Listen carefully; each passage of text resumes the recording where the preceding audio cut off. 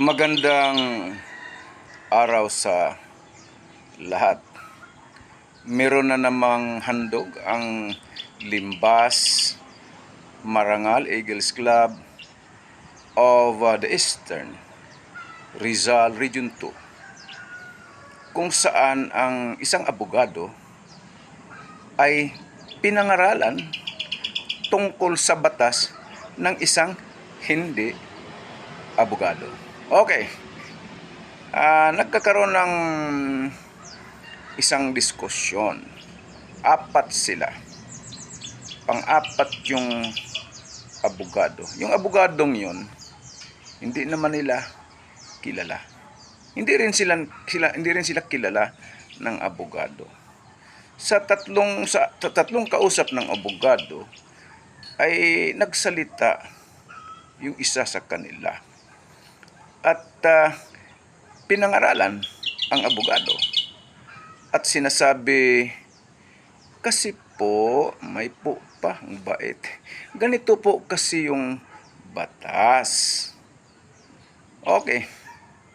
Yung abogado, hindi naman nagpakilala na siya ay abogado. Wala lang. Pinapakinggan.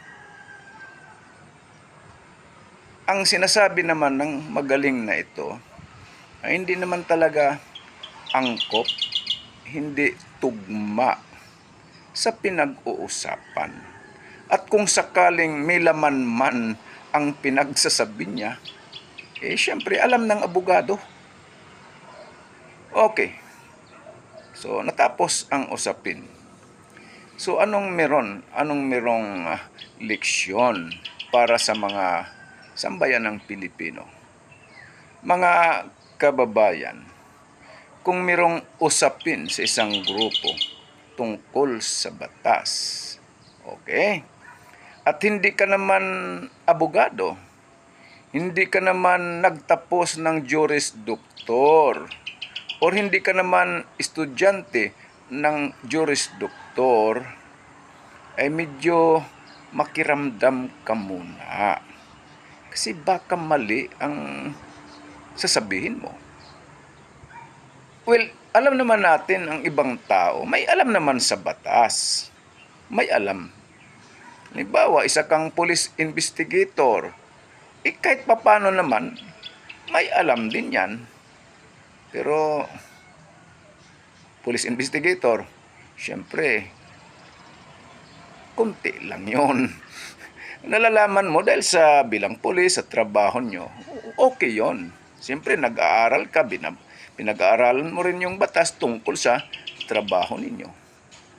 Okay, o kaya empleyado ka ng hukuman, ay kahit papano meron ka ding alam sa batas, lalo na yung proseso sa hukuman. Pero hindi na ngahulugan na talagang bihasa ka na sa batas. Kaya sa mga ganong konversasyon, makiramdam ka lang. Pero kung tinanong ka at alam mo naman yung proseso, ay magsalita ka. Halimbawa, police investigator, sabihin mo, ganito kasi ang ginagawa pag ang mga pulis ay nag-imbestiga. O kaya yung empleyado ng hukuman, ayun din ang sasabihin, ma'am sir, ito kasi ang proseso doon sa hukuman. Ay, okay yun kasi maalam ka naman sa parting yon.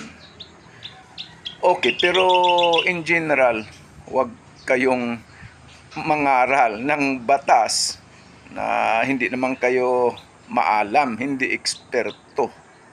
Tulad nito na pinangaralan ang isang abogado na hindi naman nagpikilala na siya ay abogado.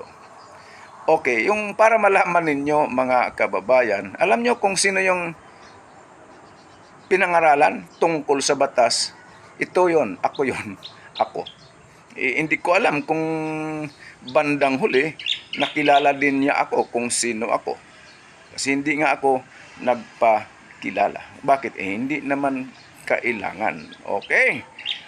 Sana nakapagserbisyo na naman, nakapaglingkod na naman sa sambayan ng Pilipino ang The Fraternal Order of Eagles, Philippine Eagles, sa pamamagitan ng Limbas Marangal Eagles Club of the Eastern Rizal Region 2. Maraming salamat at magandang araw sa lahat.